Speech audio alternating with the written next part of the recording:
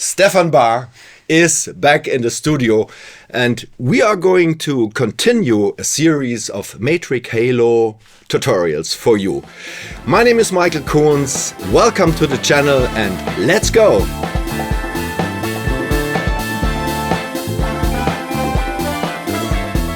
Okay. So next one. No? Yeah. What's the next? The next one. Some of the new stuff. Also the mix seat. So what we are showing new plugins, right? New plugins that come that are on board on the DSP when you purchase an interface, right? Exactly. Yeah. And doesn't matter which one. That doesn't matter which one.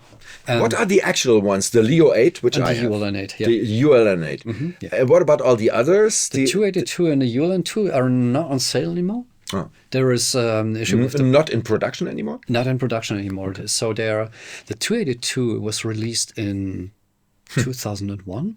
Yes. By the way, you know what? A couple of months ago, I had upgraded 282 with the serial number 6. Cool. That was nearly 24 years ago. Yeah. So, wow. Stone Age. Yeah, absolutely. And imagine this. No, you have this old piece of hardware, and you put in a 3D card, and bang, go on. Wow. Okay. Yeah.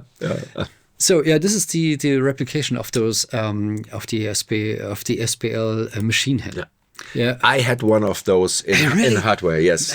Really? I don't know why I gave it away. Yeah. It was in the early times when I didn't do that much mastering. It was more producing our own stuff and mixing. Okay. But I had one of those things.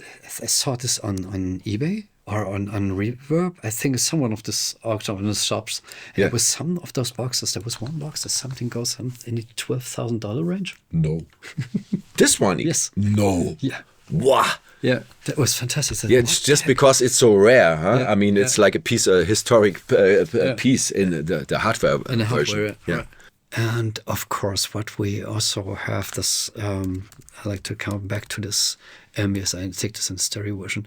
So whenever you're looking for this vintage sound thing, yeah, I highly can recommend use this thing. Okay. This is so interesting. This is really pretty unique approach, how they adjust things like, of course, trim, pretty simple. You have different versions of the line and the mic, and then you have also an overdrive version. Typical those gain settings, no? Mm-hmm. The sensitivity of the input, and then you have, of course, the frequency that you can adjust for the mid boost range, and you can say how much you want to boost or if you want to cut. This is like with the massive passive. With the massive passive, exactly. This one thing, and then like the volume, the knob, the gain knob stays the same, but in this position, it cuts. In this position, it boosts. Yeah. Okay. I also like to show you one new thing that's also come during the year. You can now see what you have adjusted in this in the settings. So if we go into there and let's see, let's turn a bit around with that. No, does it upload here? The processing what you're going to do is now reflected here inside those pictures. Okay, you have like a little plug-in display. Yeah. We know that from DAWs already. Exactly. Okay, yeah. Exactly. So the same thing. You have down here can say how you want to use the cutting frequencies. Mm-hmm. Like if you want to have this on a low cut or off or 10K high cut or both. Okay. That's another thing. And then you can adjust the band width of the EQ functions, or if the high frequency range is working on 10 or 8K. Mm-hmm. I don't care too much about what it says. I just play around, hear how it sounds, how it feels like, and it's like this kind of boxes where I definitely recommend from time to time using the bypass button. Yes, otherwise you do too much. Yeah, you can go too far. Yeah, you can go definitely extreme range, and it still sounds good. But what would be a typical application for this plugin? Vocals? Vocals, yeah. I love this on guitar, vocals, and bass. Okay. definitely. Wow. Yeah, I also see this on the master bus. from time to That time. was the next question, Yeah. because I'm always interested in that kind of stuff, Yeah. because I do mastering. Yeah. I have everything ready and just have to be more beautiful, more nice, make it more nice, give it vintage touch, whatever. Exactly, yeah. And sometimes definitely enough to do nothing here on those EQs or something. Just put it in, toying around a little bit with the trim and the volume, and see what it does for you. Cool. And one question: those little displays we have here, do they show up automatically, or do you have to? I've gone into the menu. And say configure mixer strip controls. Okay. This way you can adjust what they want to what you like to see. Okay, so you have to manually engage it. One of those hidden menus. Yeah, you see, it's not so far. It's not so far away. Yeah, absolutely. That's your EQ. It's an analogy. Basically, this is a hardware. Yeah. It's a clone from Custom Audio Germany. And this one is an emulation of the real thing. Huh? Yeah, right. Yeah.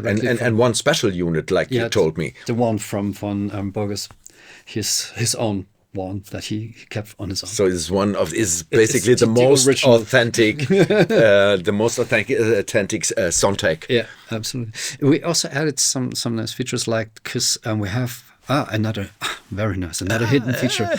We have here 3 models. Okay. You can say no analog model, the pure analog model, the original, and then gives an aggressive version. I prefer the pure analog model. Okay. But depending on what you got, you can also go to the aggressive model. But this is something you don't find in the hardware. No, that's not there. And of course, then we have those drive inputs, and we had, and then you can also switch on off those channels here directly inside the menu. But also double click here on the knob, and you can bypass separate channel here. Wow. So by double clicking it goes off, and double clicking again it goes on again. Exactly. Cool.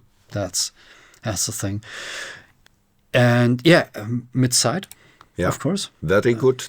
Mine has that too. That's the two, right? Yeah, exactly. And these are the little things. And of course, the readout in the graph.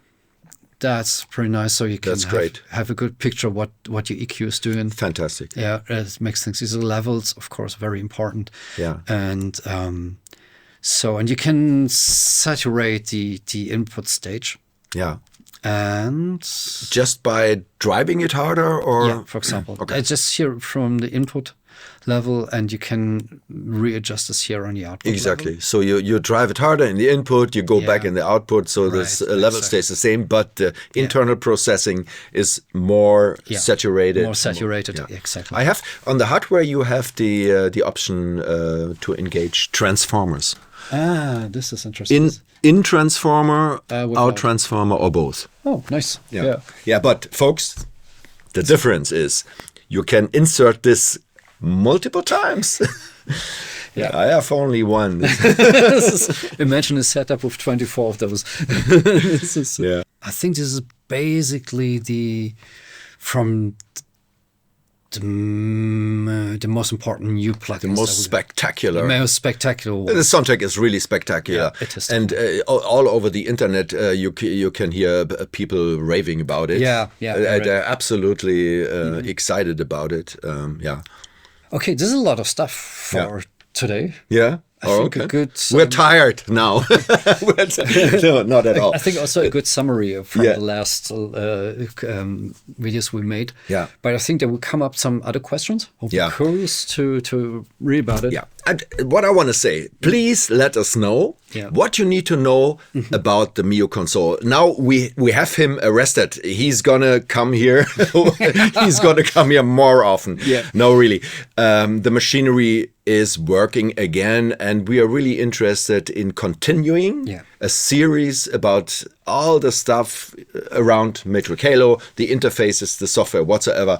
And we promise we'll go on doing this. I have a cliffhanger for the next A time. cliffhanger, okay. Because we forgot one thing, and was the question was, why does the MIO console sounds better than Pro Tools? Oh yeah, this is a subject for the next episode. Yeah, absolutely. Why does the MIO console sound better than Pro Tools? This is an interesting subject. I had so many times that people said, when I wrote things through the MIO console, it sounds better. And I can do just one thing, and then we stop with this cliffhanger. Okay. Make a double check. Record things into session, in the session window, and compare this. You can do this in the same time in your Studio One, in your Pro Tools, in your whatever DAW you got, and do the same recording in the same time in the session window, and compare those both audio files. And let me know what you think. Okay. I'm curious about that. Okay. This is the cliffhanger. This is what we're going to do next. And I want to say thanks a lot for watching. If you like the channel, please subscribe, give us likes. Stay tuned. Until the next time with Stefan Bahr and Matrix Halo. Thank you. Bye-bye. Bye from Hamburg. Ciao. Let's dance again.